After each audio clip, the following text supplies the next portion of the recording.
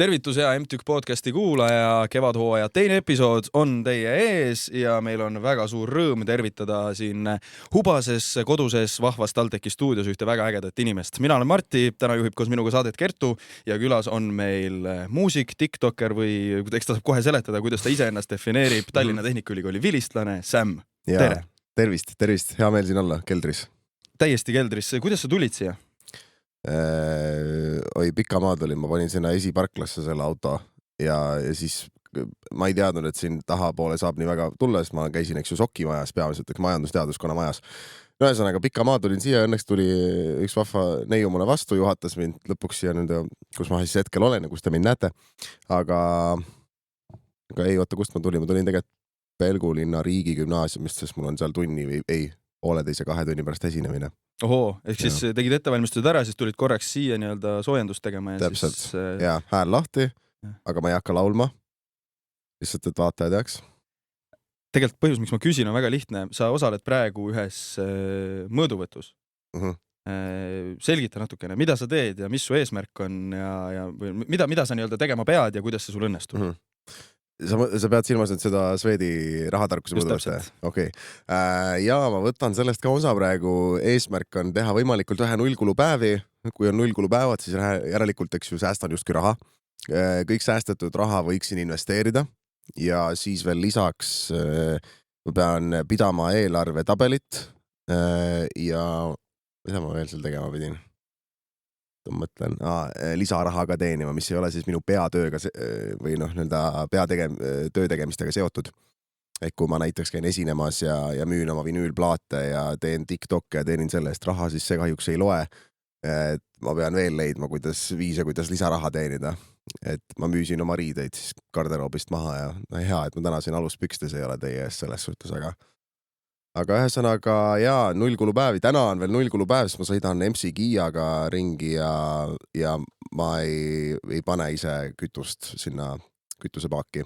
See on väga hea taktika. See on üks parimaid taktikaid raha säästmiseks, sest et meil eile käis ka rääkimas investeerimise õhtul üks LHV härrasmees, kes ütles ka, et tegelikult paljud inimesed ei saa aru sellest, et auto on kulu, aga kui vanemat autoga sõidad, siis... Ei, täpselt.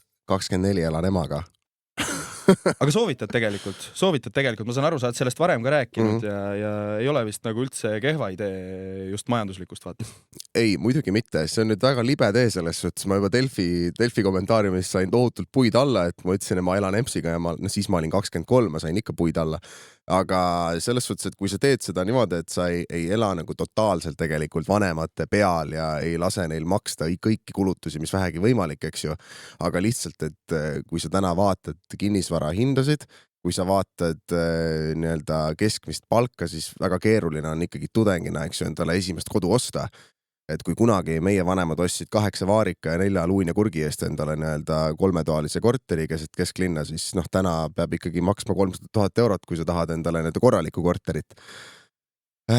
No okei, 200 000 piirist saab ka juba endale väga hea ja 100 000 eest saab ka mingisuguse asja, aga ühesõnaga selles suhtes, et see vanemate juures elamine on tegelikult perfektne viis, kuidas säästa. Käid täiskohaga tööl, käid ülikoolis, sead ennast valmis täiskasvanu eluks, siis on perfektne viis, kuidas lihtsalt raha kõrvale panna, koguda näiteks seda sissemakse summat, areneda töökohal niimoodi, et su palk tõuseb ja nii edasi ja siis sul ongi võib-olla juba, täna ma olen 24 ja ma plaanin endale osta esimest korterit nii-öelda üksinda, mitte koos kaaslasega.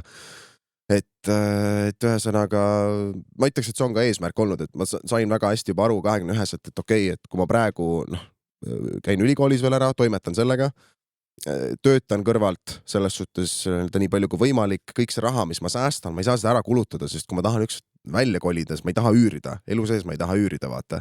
Et siis ma maksan kellelegi teisele oma raskelt teenitud raha, et pigem ma juba maksan seda laenu, pigistan silma kinni ja ühesõnaga ükselt loodan, et see laen on makstud ja saan võib-olla kinnisvaraportfelli ka suurendada. Jah. Aga ideaalis, millal sa siis välja kolid, et kas praegu otsid seda korterit või ikka kogud alles seda raha? Raha on õnneks kogutud. Ja, raha on õnneks kogutud. Sorry, ma lõpus vahele segasin, mul juba mõttaks liikuma.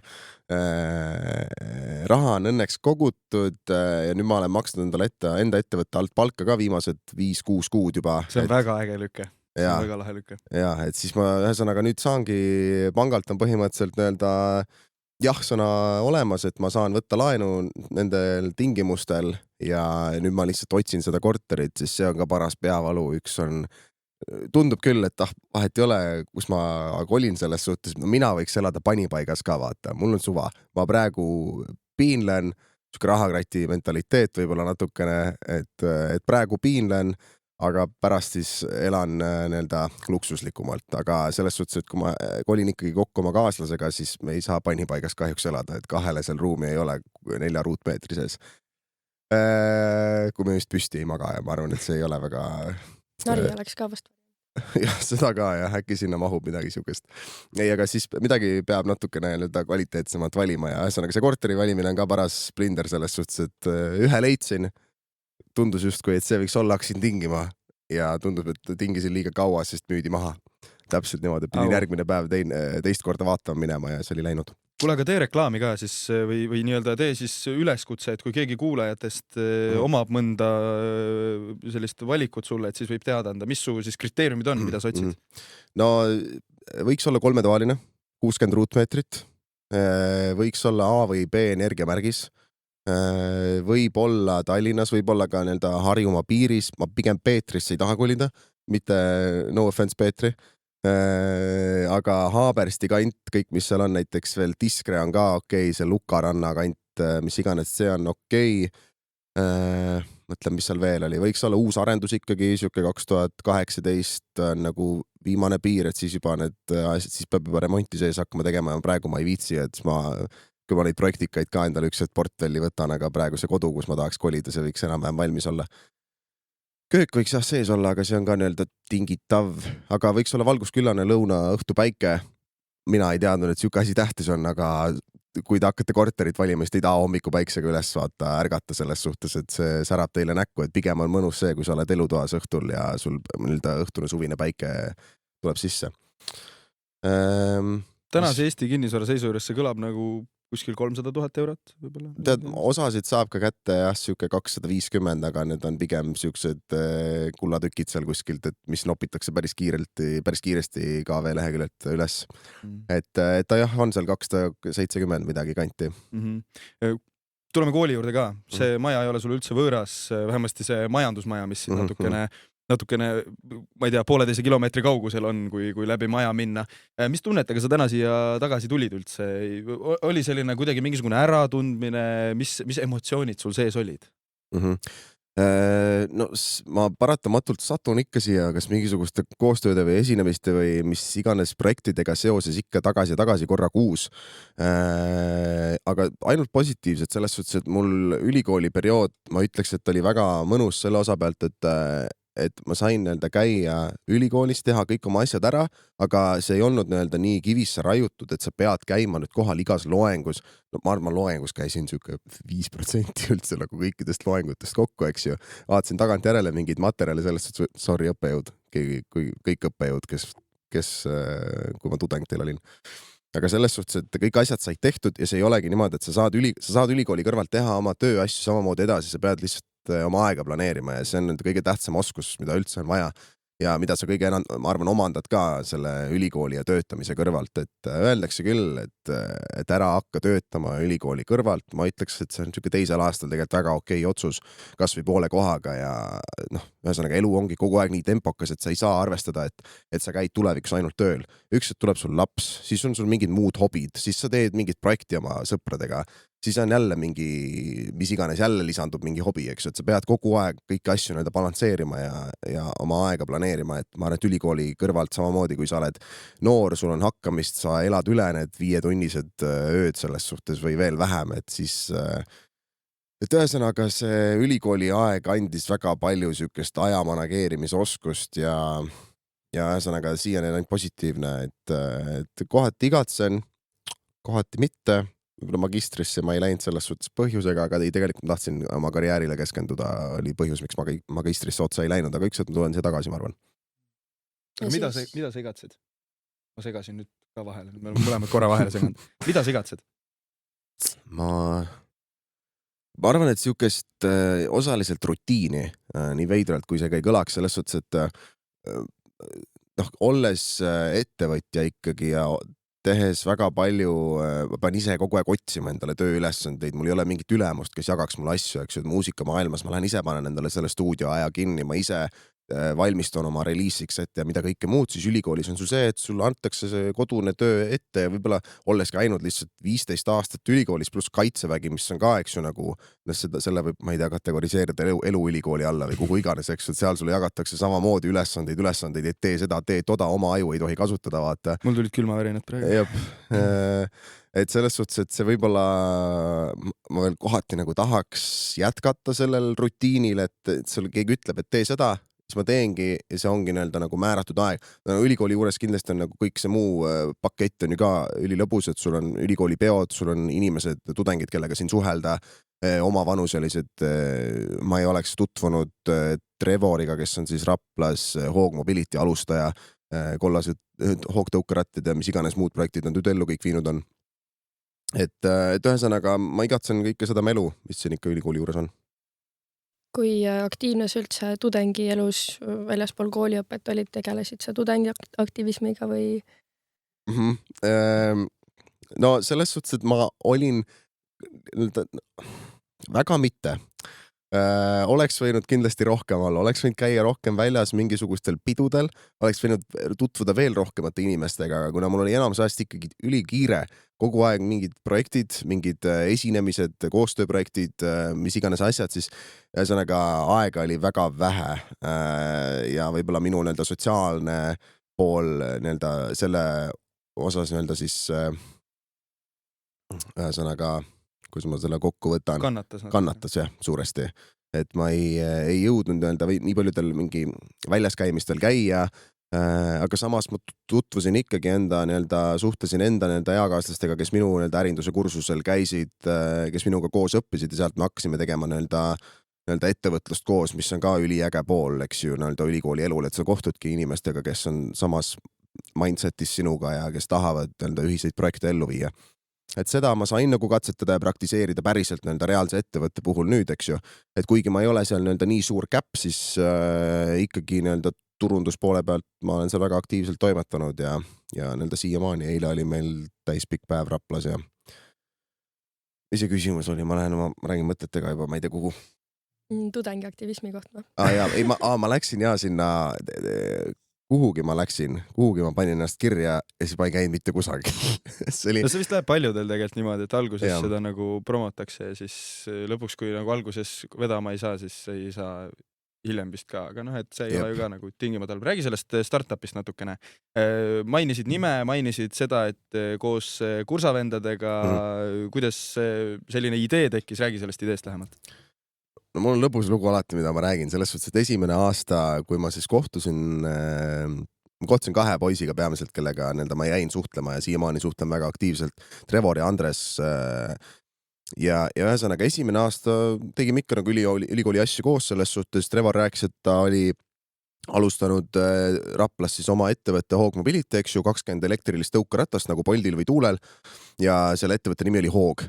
Ja ma ütlesin, et davai Raplas 20 tõukeratast, kõva, et selles suhtes toimet edasi ja siis ühesõnaga me tegime ülikooli asju edasi ja mind ei huvitanud, et ma ütlesin edu sulle seal nende 20 tõuksiga, vaata. Ja siis ühesõnaga tuli teine aasta ja mina mõtlesin, et okei, selles suhtes, et tegelikult on nagu äge ettevõtmine, nagu võiks Tallinnasse ka vaata laieneda ja saaks nagu kohe, siin ma saan nagu toimetada nendega, saan aidata ja mida kõike muud. Ja siis Trevor hakkaski mulle rääkima sellest, et jah, et tegelikult tahaks laiendada, eks ju, meeskonda ja tahaks laieneda tõukeratastega ja igasuguseid muid ägedaid ideid on ka. Mõtlesin, okei, davai, ma kuulan ära su. Ja siis ta rääkis, et jaa, et tahaks Kohilasse laieneda. Kohilasse. Kus see veel on, vaata. See on Tallinnale lähemal, et sõidad nagu Raplast Tallinna poole, vaat see on tee peal. Nagu, Tallinnale lähemal. Et võib-olla paar aastat veel, see olemegi Tallinnas, eks ju. Ja siis mõtlesin, et davai, lööme käed. Et Kohila oli nagu minu jaoks see müügipunkt, tuleb välja. Nali selles suhtes, et seal oli igasuguseid muid faktoreid, miks ma lõpuks ütlesin ja miks ma selle ettevõttega liitusin. aga ühesõnaga tänaseks on, eks ju, elektrilised hoogtõuksid Keila, Saku, Saue, Türi, Paide, Kohila, Rapla ja paljud nende teised alevikud ja väiksemad nende linnad siis, mis nende teiste linnade ümber on. Ja nüüd on veel Haagise jaamad, nagu Alexelal on, et sa võid äppi kaudu, eks ju, endale selle Haagise lahti teha, on nutikad Haagise jaamad, siis Hoogil on nüüd sama lahendus, mida on võimalik siis selle Hoogi rakenduse kaudu kasutada ja eraldi on veel nüüd Hoog Delivery, mis toimib küll praegu Raplas, aga see oligi siuke pilootprojekt, mida me tahame samamoodi katsetada, et nagu tõuksid said alguse Raplast, siis seda me katsetame samamoodi. Ehk ma saan aru, et see on ikkagi nagu asja mõte ongi see, et see asi, mis muidu on võib-olla tallinlaste ja tartlaste nii-öelda mängumaa olnud, et eesmärk on seda tuua ka nende inimesteni, kes elavad Tallinnast ja Tartust väljas.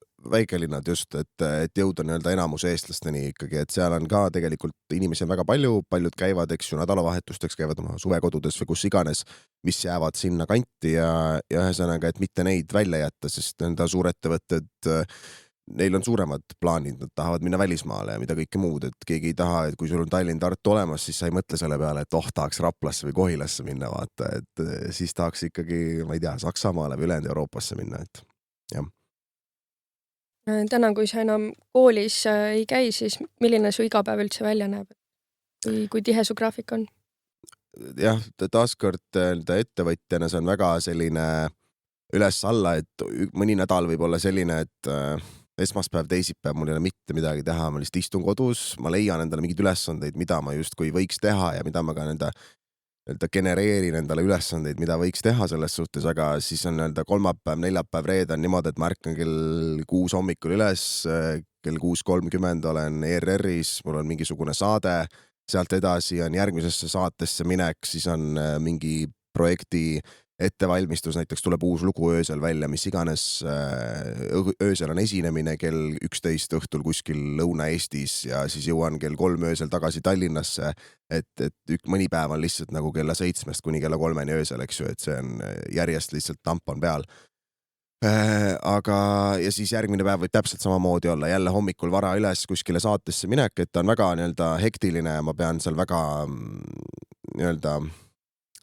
justkui nagu mingi elastikmees või elastiknaine olema, et väga muutma ennast päevati.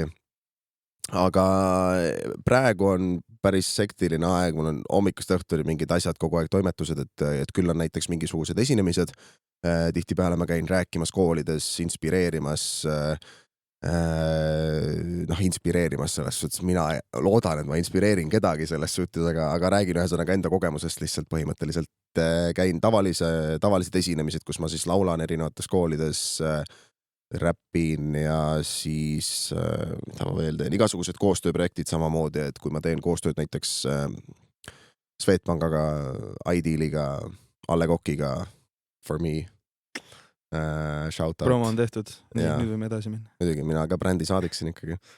Et selles suhtes, et igasuguseid asju on ja tänada et ma olin ilgelt kettas selle peale, sest mul ei olnud oma päevaga midagi teha, vaata, ja ma olen kogu aeg see, kes võrdleb ennast teistega, ma tambin ennast alla, et ma mõtlen, et kell on mingi 2 päeval, ma ei tee mitte midagi, mõtlen teised töötavad praegu, vaata. Ja ma laon endale sellist survet peale, et ma peaks ka praegu tööd tegema, kuigi mul on võib-olla see, et ma sõidangi, eks ju, õhtul Lõuna-Eestisse, minu töö tegemise aeg on siis. Et ma ei suuda, mul on see probleem, et ma ei suuda puhata, et ma ei oska leida või põhjendada enda jaoks, et miks ma peaks praegu puhkama, kui ma olen noor inimene, mul ei ole ühtegi kohustust, et see on haigus ja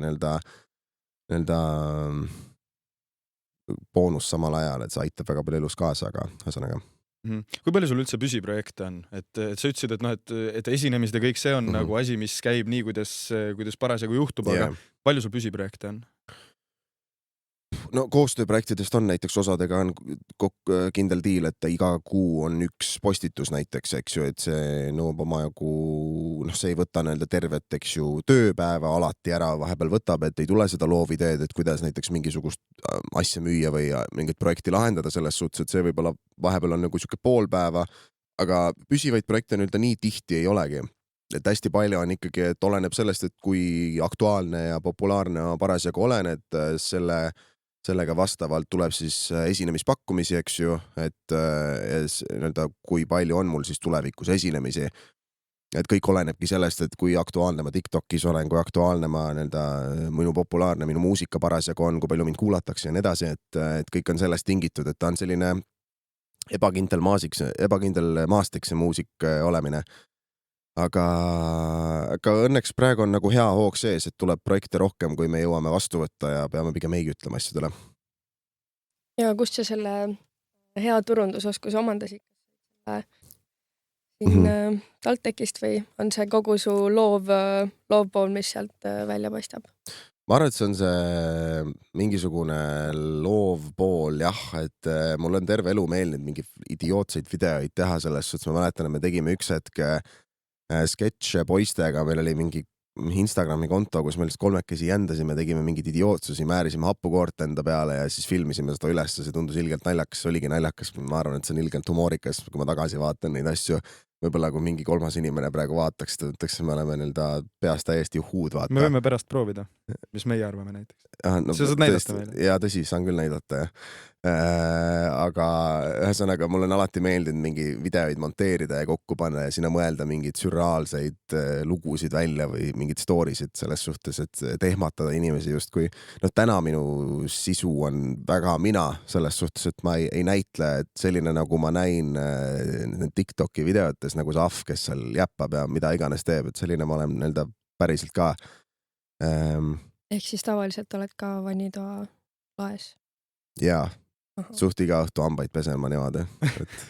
Selle peale kusjuures nagu mõtlesime ka enne, et kui palju selles TikToki sämmis on seda nagu nii-öelda autentset sämmi ja kui palju on nagu karakterid, keda sa kajastad, sellele sa vastasid ära. Aga kas sa ei karda ennast avada või kust sa nagu võtad selle, et sul ei ole nagu häbi minna täiesti avalikkuse ette sellisena, nagu sa oled, mida tegelikult väga-väga vähe tehakse?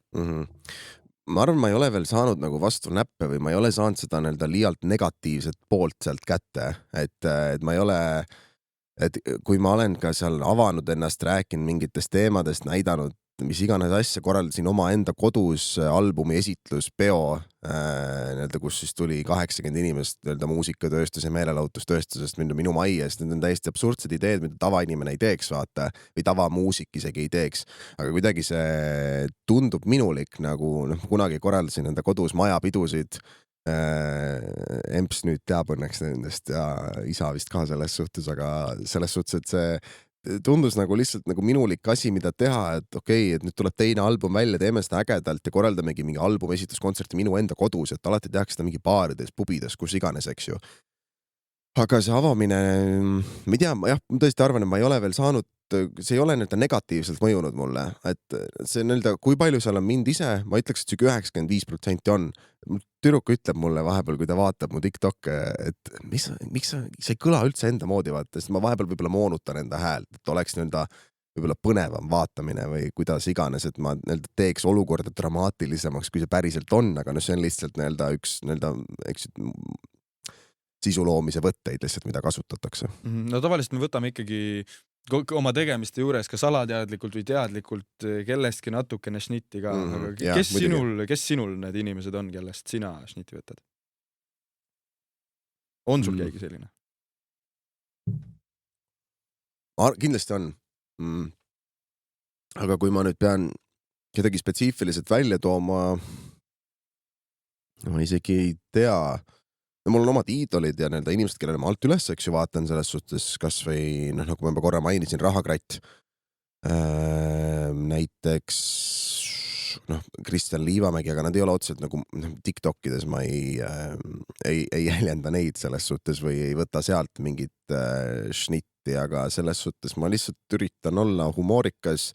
Seda, mida ma ütlen ülitihti ka välja, mis on minu arust väga tõsi, on see, et meil on negatiivsust nii palju ühiskonnas, kogu aeg on kollane meedia on seda täis, eks ju, see info on justkui nagu, ta ongi hirm ja siis minu arust võiks vähemalt sotsiaalmeedias olla enamus ajast positiivsust selles suhtes, et mitte seda kõike nagu maha vaikida läbi selle, et ma postitan mingeid positiivseid videoid, aga lihtsalt, et inimesed saaksid naerda ja mitte olla kogu aeg hirmunud, et kas või see sõjateema, minu arust sellest praegu räägitakse hästi palju ja see ongi aktuaalne teema, aga seda hirmu on tegelikult nii palju ja ühesõnaga, et võib-olla loll järeldus, aga juhtub, mis juhtub ja meie inimestena ei saa ju mitte midagi mõjutada, mida suured maailma liidrid siin otsustavad lõpuks, aga ühesõnaga point on, et ma tahan positiivset fooni jätta sotsiaalmeedias, et ei oleks niivõrd masendav kõik aeg. Eriti Eesti ilmaga, on ju? Ja ilm ka, no see on paratamatu, eks ju. Jaanuar, veebruar, jumala chill, vaata, tuli lund natukene aega maha ja nüüd märts, ei oota, veel ei ole märts, veebruari lõpp on. Veebruar lihtsalt otsustas, et on mingi 10 kraadi külma ja Kiia ei lähe hommikul tööle ja ei läinud täna tööle. Tegelikult läks, aga nad on diisel, siis ta ei põrise, ei lähe nii mõnusalt kui bensiiniga näiteks. Kui vaatame veel korraks sellele ülikooli ajale tagasi, kui palju sa ütleksid, et see sind inimesena muutis? Kindlasti need inimesed, kes olid su ümber ja see nii-öelda rutiini taluvus, kas midagi veel? No ma arvan, et ma sain veel kinnitust sellele, et milline ma inimeselt olen või olemuselt olen selles suhtes, et ma olen tegelikult ülilaisk inimene. Kuigi ma teen ülipalju, siis see ongi põhjus, miks ma jõuan, ma arvan, nii palju, sest ma üritan alati võimalikult vähe tehes saada parim tulemus. Ja see on minu see nagu moto olnud alates põhikoolist saadik, et ma spikerdan, ma enam-vähem saan asjadest aru, ülikoolis ma spikerdasin ja selles suhtes, et see ärge siis võtke minult, see point ei ole, et spikerdage, aga optimeerige. Jah, selles suhtes, et on elus paratamatult asju, millest me oleme rohkem huvitunud ja millest me oleme vähem. Kui mulle gümnaasiumis ma absoluutselt ei sallinud bioloogiat. Ma täna ei tee Konna Kullesel ja ma arvan lõvil vahet, vaata. Aga see ei ole nagu hullu selles suhtes, et see ei ole lihtsalt minu tassteed, okei, mingi tava info ja selles suhtes basic knowledge võiks nagu olemas olla, eks mul ei tulnud praegu see eestikeelne vastand sellele väljendile meelde, aga ühesõnaga, et ühesõnaga mulle ei meeldinud bioloogia absoluutselt, mulle meeldisid keeled täiega, neid ma õppisin ja neid ma tahtsin õppida, aga kui sain aru, et kui ma ei viitsi seda teha, ma pigem spikerdan. Ma pigistan silma kinni, ma tean, osad vihkavad spikerdamist, mul on suva, see on nagu igaühe enda valik, ma ütleks, et kui sa jääd vahele, sinu süü, eks ju, selles suhtes, et spikerda paremini või ära spikerda siis üldse, eks ju. Aga et selles suhtes, et selle laiskus on mind elus väga palju edasi viinud ja mul on tunne, et see on aidanud, kvaliteet kindlasti mingil määral kannatab selle tõttu ja selles suhtes võib-olla see ongi nüüd põhjus, et kui ma lähen kuskile savanni Aafrika reisile võib-olla kuhugi, siis ma mõtlen, et kui vahva Konna Kullessal hüppab, vaata, et miks ta nii suur on. Aga selles suhtes, et nalja naljaks, ma ikka teen lõvil ja Konna Kullesel vahet, kes... Hea, et sa ikkagi üle täpsustasid, ma arvan, siin oli väga suur segadus. Võib-olla keegi võtab mind liiga sirgjooneliselt, vaata, et päriselt ka, et mis lolli nad kutsunud siia. Jah, et see võib-olla on see oskus, et see on see aja manageerimisega ka taaskord seotud, aga sa sead endale elus mingid eesmärke, sa ikka teed need asjad lõpuni. Kui ma tulin ülikooli, siis ma ei kukku siit välja, see kõik on fiktiivne jutt selles suhtes, ma jutustan, tegelikult ma ei spikerdanud, eks ju, kes oligi dekaan, kui sa kuulad seda. Ei, see on täiesti lihtsalt mõte hakkas lendama praegu. Ja ma isegi ei mäleta, mis ma rääkisin. Täiesti fantaasia, jah. On ju. Täpselt. Aga ühesõnaga jah, see elus eesmärkide seadmine, meil kõigil on oma kõige tähtsam asi või prioriteet, millega me tahame tegeleda, vaata. Sa pead paratamatult neid kõrvalasju ka tegema, et püsida ree peal ja ühesõnaga, et sa saaksid kõik asjad tehtud ja siis sa leiadki mugavamaid viise, kuidas need asjad lihtsamini ära teha, kui sa tegelikult peaksid ja see oli nagu asi, mis ülikool andis mulle. Igal rindel ei peagi rabama. Jah, ma toon näiteks nagu makroökonoomika, seal ma ei saanud spikerdada, ma ei saanud mitte midagi aru, vaata, ja ma õppisin 2 nädalat jutti, et saada kätte 2. Selles suhtes, et mulle meeldib finantsmaailm, ma loen majandusuudiseid iga päev, ma olen kursis kõikide nende tegemistega, mida see Trump seal USAs korda saadab, mida kõike muud, eks ju, ma enam-vähem saan aru, mis see tähendab, aga see oli lihtsalt läks nii spetsiifikasse, eks ju, ma ei saanud seda spikerdada, selles suhtes, et ma pidin õppima selle asja selgeks, siis ma saingi, mikro sain 2, aitäh, Avo, ja makro sain 3, seega vaikselt arenesin, vaata. Oleks seal, mis kolmas saaks olla veel? Mikro, makro ja siis võiks midagi makro. Makro 2 on vist ka või? selle oleks siis, ei, mikro 2 ja siis makro 2, siis oleks 5 saanud juba kätte, ma arvan. 4 ja 5 jah, täpselt. Aga eksamid said esimese korraga tehtud? Enamus ajast vist küll jah. Lõputöö sain 5, seega see oli minu jaoks nagu kirstordil lihtsalt peale kõike seda. Keskmine hinne oli mingi 3, ei taha teada, mis ma ei mäleta enam, aga 3,4 äkki. Aga võib-olla ka kõrgem. Kui mikro ja makro olid need, kus sa väga nii-öelda ei tajunud, aga mis need ained olid, mis sulle päriselt siis korda läksid ja kus sa viitsisid õppida? Ei spikerdanud ka? Pakkuge, sorry laud. Pakkuge, mis ma sain turunduse juhtimise. Ma ei tee seda ainet, aga see on mingi... Ju sa 5 said? 1. Sain 1. Turunduse juhtimise. Ma tegelengi igapäevaselt turundusega ainult vaata. Mis seal siis oli? Selgita natukene. Oi jumal, seal oli selline lõputöö või lõpueksam, kus oli kokku 3 või 4 küsimust.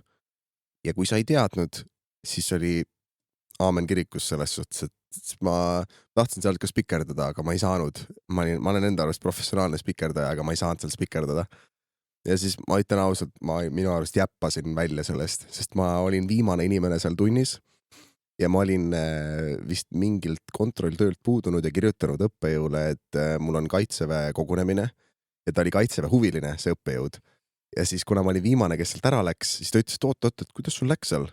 Ja siis ma endaga rääkima tunniks ajaks ja mul on tunne, et ma tegelikult kukkusin selle asja läbi, aga kuna me niimoodi bondisime seal veel tund aega pärast seda tööd, siis ta võib-olla lasi mind läbi, aga ma ei tea. Ja, see on ka täiesti praegu lihtsalt mõtete viljon, et mitte kedagi tanki panna ega midagi. Ei, selles suhtes, et tegelikult ma arvan, et ma enam-vähem kirjutasin sinna need asjad nende lahti, sest ma enam-vähem nagu teadsin ja isegi kui ma sain selle töö vist mingi 10%, ma ei tea, mis mu see hinne seal lõpuks selle tööl oli, siis ma oleks ikkagi läbinud selle aine, vaata. Aga ma sain selle 1 ikkagi, et ma ei uhkustasin, et ma sain mingi mis iganes, eks ju, aga seal kukkus ka inimesi läbi selles suhtes, sest see oli nii spetsiifiline lõputöö, et kui sa, sul oli, eks ju, mis iganes 20 lehekülge A4-sid oli infot vaja teada või veel rohkem ja sul oli ainult 3 küsimust sealt, et kui sa ei teadnud nendele vastuseid, sa ei saanud sinna midagi kokku kirjutada, mida siis ühesõnaga, kui sa ei tea, siis sa ei tea, et need ei olnud see, et räägi, mis on 3 nurk ja 3 nurka, kolm nurgal on 3 nurka ja siis temast tulebki 3 nurk, vaata, et enam-vähem jäppad kokku sinna midagi, no ühesõnaga need küsimused, mis seal olid, Aga keda sa eriti soojade sõnadega meenutad? Ma saan aru, et ükski aine sulle ei meeldinud, sest et... Ei meeldis ikka. Mulle meeldis... mõtlemas selles suhtes. Mulle meeldis väga Virve Siirde, kes oli ka mu enda juhendaja, kes andis mulle näiteks juhtimist ja eestvedamist, et ma lõpuks, minu peamine eriala oli ka siis ettevõtlus ja juhtimine, mis mul siis selle kraadi peal kirjas on pea erialana. Mulle meeldis väga Kristjan Liivamägi, kes õpetas rahandust. Mulle ühesõnaga spetsiifilisi asju on ja ühesõnaga Kristjan Liivamäe pärast ma hakkasin ka uuesti investeerima, kui oli 2. aasta ja meil oli rahanduseriala. Vist oli 2. aasta, äkki oli 1. ka, ma ei mäleta enam. Eraisiku rahandust antis ka, seal oli samamoodi, vist oli Kristjan üks nendest ja siis oli 2 meest veel, kellega ta kirjutas selle sama raamatu ka, või nüüd tal on juba 3 raamatut sellest samast asjast tehtud, aga ühesõnaga neid õppejõudusid tegelikult oli Oliver, kes andis tavalist turundust, mul ei tule ta perekonnanimi praegu meelde, Parts just täpselt. Kas ta on ka teil teinud seal kooli esimene tund hakkab ja siis ta tantsib ja laseb seal seda laulu? Kas teil oli ka Halloweeni ajal oli ka esinemine või? Ei mäleta. Ühesõnaga ülimalt vahva õpetajana. Tont astus klassi sisse. Jagas kommi. Väga hea. Ei, Oliver oli ka üliäge õpetaja ja see oli näha, et tal on nagu sellest heas mõttes lapselikust veel sees ja see nagu, ma olin seal nagu tunnis nagu naerul vaata, et sa oled küll, mis siin toimub ülikoolis vaata, aga selles suhtes see ikkagi nagu, ma ei tea, ma tahtsin seal tunnis käia, sest iial teab, mis seal juhtub, tulebki tont uksest sisse vaata ja jagab sulle kommi. Apšee. Ja üldiselt ikkagi sellised nagu... pehmemate erialade õppejõud, aga samas rahandus ei olnud pehme eriala, sest sa ütlesid enne, et jõudsid uuesti investeerimise juurde, kui sa Kristjan Liivamast rääkisid. Mis tähendab uuesti? No seda lugu ma olen ka päris palju rääkinud, aga äkki keegi ei ole kuulnud, kes seda vaatab, et ühesõnaga, kui ma käisin kaitseväes, aasta oli 2019, aasta 2020 midagi taolist, siis me kõik jäime seal koroonasse ja meid saadeti kuskile kasarmusse ära, pandi kinni, keegi ei tohtinud meid vaatama tulla, me lihtsalt tiksusime seal ja sõime ja ei teinud mitte midagi kasulikku. Ja siis ühesõnaga üks meist hakkas krüptosse investeerima. Mäletan väga hästi, kes oli, see oli Hendrik. Ja siis ta rääkis seal, kuidas tal on kuskil mingi raha sees ja raha kasvab selles suhtes ja ma vaatasin kõrvalt mingi üks päev, kuna me olime seal niikuinii nagu 3 nädalat järjest kõrvuti koos, eks ju, päevad ei muutunud, õues oli pime, kogu aeg oli pime, siis mõtlesin, okei, davai, et kui ma proovin ka, et mul midagi paremat siin teha ei ole, eks ju. Siis panin vist 50 eurot sisse. Siis hakkasin ka nagu vaatama, ma ei tea läbi, mis ussi augu ma jõudsin sinna kuidagi krüptoni investeerimisena, siis ei saanud osta LHV-st või kust iganes ja siis me muidugi ei teinud seda niimoodi, et ma ei ostnud lihtsalt 50 euro eest, vaid ma ostsin võimendusega, et kui ma panin 50 eurot, siis läks 500 eurot nagu justkui. Ja kui see kukub 15%, siis on kõik kadunud või mis iganes see protsent oleks pidanud kukkuma, eks ju. Et ühesõnaga, ja siis mina mõtlesin, et davai, 50 eurot on sees. Aga mis mees investeerib 50 euroga? Mida ma saavutan sellega? Ei, muidugi mitte. Seal peab ikkagi rohkem panema sisse, vaata. Siis ma panin veel 100 eurot, 150, mõtlesin, kust ikka on väike nagu. Et see ju 150 euroga, et isegi kui ta tõuseb 10-kordselt, ma ei saa... Sa ei saa maja isegi. Ma ei saa mitte midagi selle eest, jah. See on mingi 1/10 sissemaksest, korteri sissemaksest, kui sedagi. Siis davai, mõtlesin, davai, 5 sotti. Läks tund aega veel mõtlesin, veel, paneme 1000-ni. Siis oli 2000. Kas need läksid ka võimendusega siis kõik või? Kohe jõuan sinna. 2000 euri oli sees, mõtlesin, ei, siin ei piisa. 2500 eurot oma enda raha sees.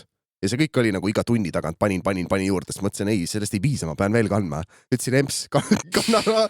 Mul oli sularaha, vaata, kuskil kapis kodus. Mõtlesin, võta see endale, kanna mulle raha üle, vaata. Ja siis 2500 euri minu enda raskelt teenitud raha mingi esinemistelt, mida ma olin aasta aega kogunud. Läks kõik krüpsi ja siis panin võimendusega sisse, seal see oli täpselt see periood, kui krüpto või Bitcoin oli äkki $18,000 ja ta tõusis 2 kuuga 65 000 $, või mis iganes. Eks siis juba ise mingi 4-kordne või 5-kordne tõus peaaegu, aga mina panin ka võimendusega, ostsin, müüsin. Lõpuks ma tegin sellest 2500 eurost peaaegu 10 000 eurot, nagu mingi paari päevaga. Me olime seal kasarmus, me olime nagu mingid öökullid seal lihtsalt kogu aeg ainult nagu need graafikud jooksid, tõmbasime mingi asju, vaid neid jooni, vaata, kõik teavad seda, me olime nagu mingid häkkerid kuskil lihtsalt nagu mingi, keegi ei saanud meie juurde tulla, me ainult sõime, käisime vetsus ja lamasime seal kasarmus ja ärisime krüptot lihtsalt nagu, see oli nagu täiesti pekkis periood, aga selles suhtes ülipull, kõik seal mingi, terve see kasarmus, seal oli mingi 100 meest selles, kõik olid koroonas, vaata, ja meil olid samamoodi bankbeedid, istusime seal, üks oli üleval, teine oli all, ärisime krüptot, 10 kilo olin teinud 2,5 kilost ja siis üks öö ma ärkan üles kell 2 või 3 öösel, ma ei saanud öösel magada ka, sest nii palju raha oli sees, vaata, ja ma lihtsalt ärkasin iga poole tunni tagant üles, vaatasin graafikuid, nagu okei. Ja siis ärkasin kell 2:30 öösel üles, vaatasin, teen silmad lahti, mitte midagi ei ole alles. Kõik raha oli likvideeritud. Kaasa arvatud see 2,5 kilo, mis ma sisse panin, ja sellest oli alles 3 sotti. See võtsin selle välja või see oli mul alles või seda ma ei olnud investeerinud, ma ei tea, kuidas see oli, aga kõik oli nipsust kadunud. Ühesõnaga 2500 eurot hüppos 10 000 peale. Yeah. Sa olid hästi õnnelik. Jaa, ma olin selle korra peal välja võtnud. Mul oli lihtsalt seal, mis iganes platvormil oli 10 kilo istus. Minu jaoks oli see tol hetkel nagu ülisuur raha, vaata. Ja kelle jaoks eks ei oleks selles suhtes ja siis ma vaatasin, panin selle uuesti sisse võimendusega, eks ju. Et see nagu ei olnud piisanud. Ma mäletan, ma olin tollel hetkel ma olin juba EMS-i luhkustanud. Kuule, et kui ma tagasi tulen kaitseväest, vaata, et ma ostan Järvetornidele korteri, vaata. Ma kolin välja, et sa võid, ma ei hakka pesu pesema, ma lähen oma korterisse Järvetornidele. Sa palkad mingi venna, kes peseb pesu. Täpselt. Peseb pesu, teeb mulle hommikul omletti, käib minuga jalutamas, eraldan inimene, kes käib minuga jalutamas. Kas sa nagu mõtlesid, et need kõik on eraldi inimesed? Ja ma olen seal tipus, seal on mingi 200 ruutmeetrit vähemalt see korter. Ja ma päriselt arvasin, et ma ostan endale Järve-Tornidele korteri, et see asi ei lõppe siin, vaata, et see ma ei saanud aru isegi, mis see plokiahel tähendab. Ma siiamaani ei saa aru, mida see plokiahel tähendab selles suhtes. Ja siis kadus kõik nipsust ära. Mul oli ainult see 3 sotti alles. Ma mõtlesin, vabandust, ma nüüd ropendan, persse kah. Panen selle 3 sotti sisse 100-kordse võimendusega, mõtlesin nüüd või mitte kunagi, vaata. Ja see kadus ka nipsust ära lihtsalt. Ja siis ma olin lihtsalt hommikul nagu, ma olin täiesti masenduses. Ma olin täiesti masenduses. Kõige hullem osa oli see, et ma pidin EMS-ile helistama, sest ma olin eelnev päev vaata eputanud talle, et ma ostan Järve-Tornidele korteri ja siis kuidas ma nüüd ütlen, et ei osta ikkagi, vaata. Küsid, et kas keldris on ruumi? Kas ma saan ikka tuppa tagasi tulla, vaata, kui mul kaitsevägi läbi on. Ja niimoodi see esimene kogemus läks, siis ma ütlesin endale, et ma ei investeeri kunagi enam krüptosse. Aasta aega tagasi ma investeerisin uuesti krüptosse. Et koer ikka unustab ära, et oma saba ei tohi hammustada, aga noh. Ja ühesõnaga siis Kristjan Liivamägi tunnid viisid su uuesti investeerimise juurde, on mul õigus? Mitte krüptoni, siis ka Balti börsini, mis on nagu 40 korda vähem volatiilsem.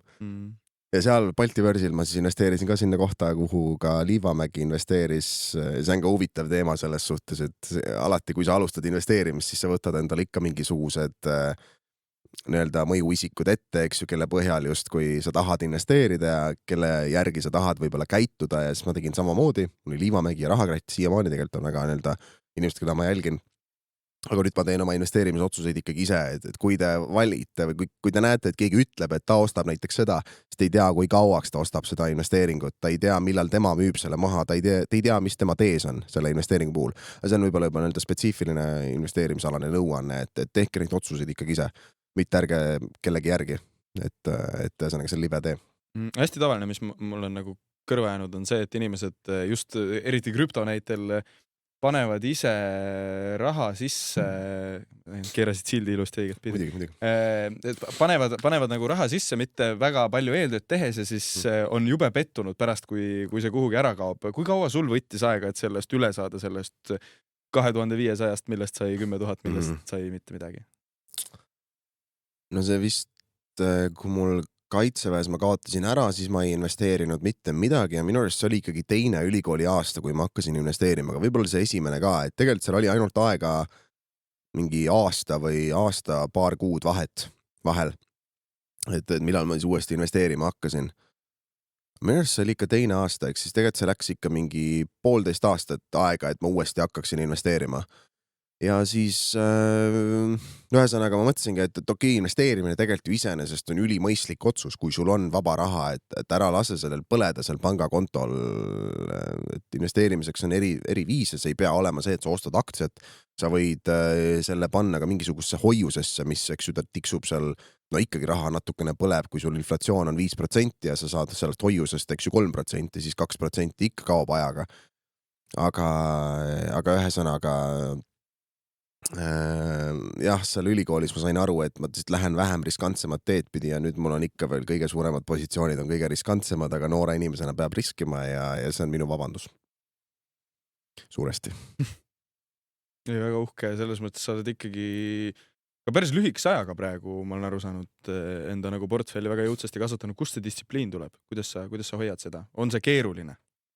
Ma arvan, et see kõik oleneb inimesest, et mul ei ole absoluutselt keeruline, sest ma küll ütlen, et ma ei ole kõige suurem kulutaja, kuigi ma käin reisil ka ikkagi 2 korda aastas ja ma ei käi reisil kuskil Sauel, vaid ikkagi välismaal. Et ühesõnaga, ma ikkagi kulutan ka, aga ma teenin ka ma üritan kogu aeg enda käibeid ja kasumit kasvatada selles suhtes, et ma ei ole numbrites kogu aeg kinni, aga selles suhtes ma üritan märkimisväärselt kogu aeg endale tööd juurde saada, palganumber tõuseb sellega arvestades, siis ma peamegi vahepeal natukene puhkama, sest ma räägin, ma ei oska väga puhata ja ma pean selle aja endale eraldi võtma.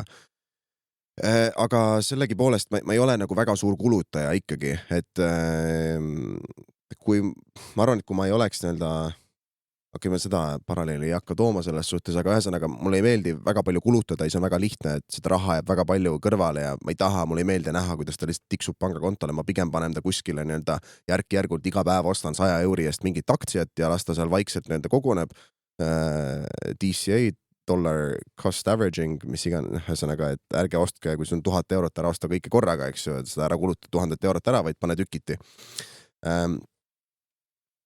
Aga jah, see distsipliin tuleb lihtsalt sellest, et mulle ei meeldi väga palju kulutada ja siis on väga lihtne investeerida seda kõike vaba raha, mis mul nii-öelda kõrvale jääb. Ehk mingi Woldi tellimine ei ole väga sinu teema? Ei, eks ma käin ikka, omad lemmikud on, ma väga Wolti ei telli, kui mul just nii-öelda kriitiline seisund ei ole ja kui ma pahaseks juba ei muutu, et kõht on nii tühi. Aga kõige hullem on, ma arvan, mingi riiete teema, et neid ma tellin vahepeal liiga palju, aga ma selgitan endale sellega seda, et ma suudan need asjad nii-öelda maha müüa ja kasumiga tihtipeale. Et mul on enda Instagrami lehekülg, kus ma müün oma kasutatud riideid just, kui inimesed ostavad neid ja aeg on näidanud, et ikka tahetakse neid osta ja tihtipeale ma üritan osta endale siukseid brändiriideid, mida ma tean, et ma saan, eks ju, maha müüa, et kunagi oli Supreme'i teema ülipopulaarne, et 2018-2017, eks ju, kui sa ostsid endale 50 euri eest särgi, kui sa said selle maha müüa 5 soti eest, et ühesõnaga, kõik riided ei ole sellised, aga ma riiete ostmine, ma arvan, kõige suurem siuke nõrk külg või Achilleuse kand mul, et seal ma võib-olla natukene teen erandeid, aga jah. Aga see näitab natuke seda ka, et tegelikult me natukene võib-olla piirame ennast investeeringute tegemisel võib-olla ka liialt, ma ei tea, väärtpaberite või kinnisvaraga. Kui sa tahad, siis sa saad ka näiteks riietesse investeerida. Ei, muidugi, just. Või tossudesse või kuhu iganes. Kui on nagu kellelgi mingi laiem arusaam mingist valdkonnast selles suhtes, kui sa oled mingi spetsialist hobuste osas, vaata, mul pole õrna aimugi, et selles suhtes ma tean, et hobuseid on võimalik ka, eks ju, aretada ja kasvatada ja niimoodi, et sa ostad mingi väikse tegelase, vaata, mingi 1000 euri eest äkki, eks ju, ja siis sa kasvatad ja treenid teda ja siis sa müüd mitmekümne tuhande 20 000 eurot, eks ju, müüd selle hobuse lõpuks maha, et see ei ole nii lihtne, eks ju, et ma panen ta taga aeda, las ta möllab ja lahepeal hüppan seal Vabaduse väljakul temaga selles suhtes Vabaduse puiestel ühesõnaga.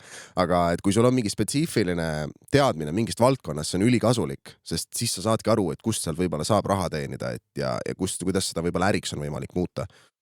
Et mul nagu ongi, võib-olla sisu loomine on see terve artisti asi on minu see pärusmaa, eks ju, kus ma näen mingisuguseid auke ja mida kõike muud, aga ta ei ole isegi nii nii-öelda seal võib-olla nii palju paralleele ei saa tõmmata, aga riiete müügiga ongi väga, et kui sa oled nii-öelda moehuviline, siis sul on väga lihtne nii-öelda jälgida trende, aru saada, mis võib-olla läheb lähiajal nii-öelda peale inimestele, mida kõike muud, et ja kõik igas muus valdkonnas samamoodi saab neid nii-öelda paralleele tõmmata.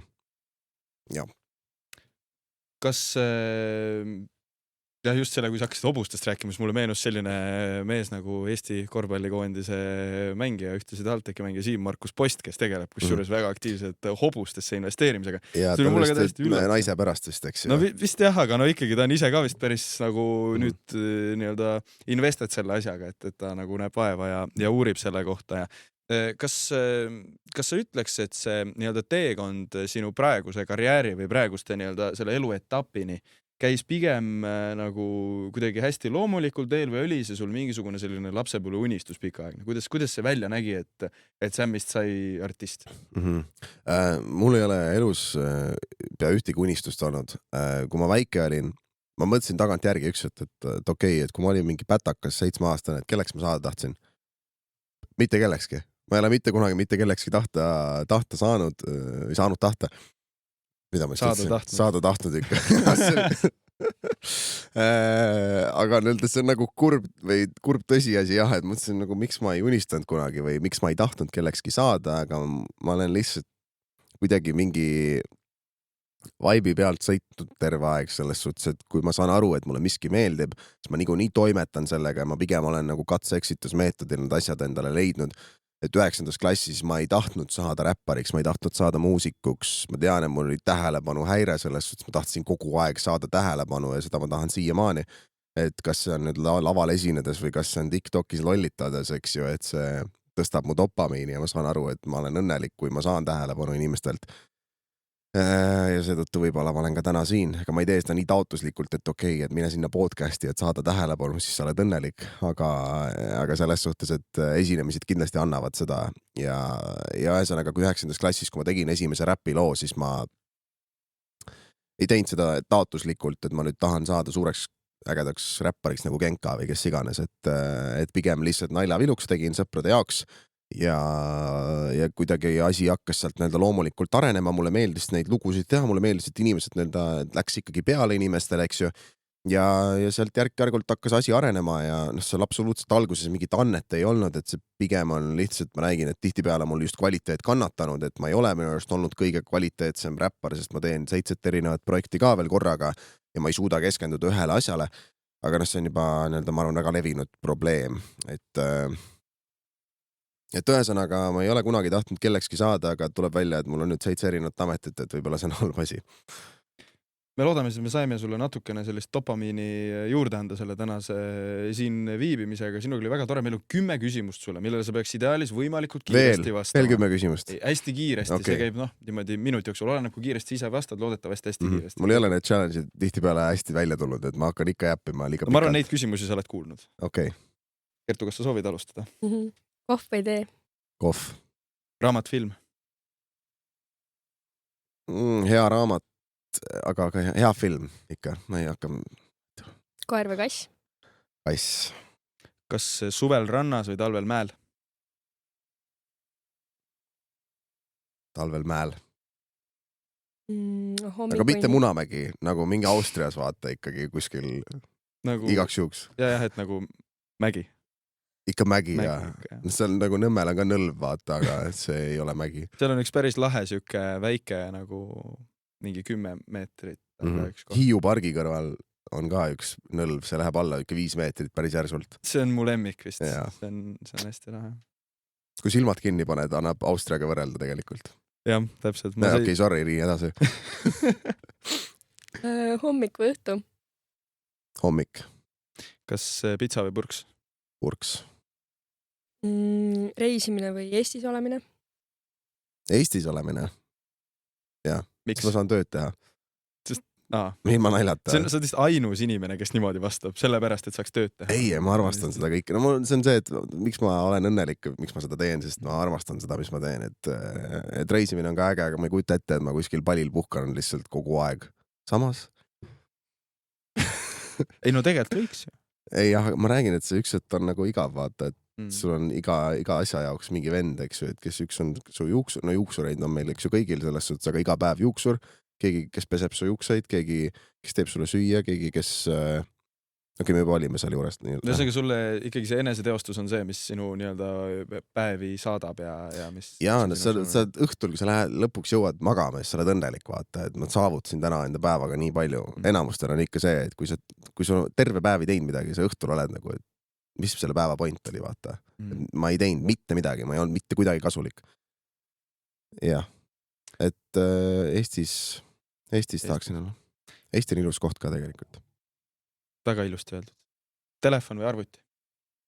Telefon. Klassikaline muusika või rock?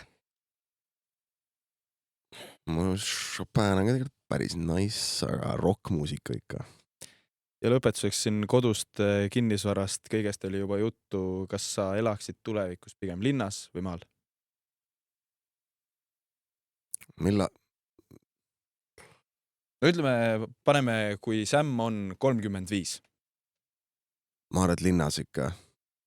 Miks? Või ma ei tea, mille allad näiteks Tabasalu või Peetri läheb, see on linn ikka. See on pigem linn ikka, jah. Jaa, aga süke kuskil seal keskel, vaata, mulle meeldib looduses olla, kui ma vaatan aknast välja, siis ma ei viitsi neid ehitisi vaadata selles suhtes. Ma pigem tahaks loodust näha, aga ma tahaks olla linnas, sest ma ei kujuta ette, et ma elan Tartus. Kuldsed sõnad, siis me saime pealkirja ära praegu. Vabandust, kõik Tartu inimesed. On küla, siin ei ole midagi teha.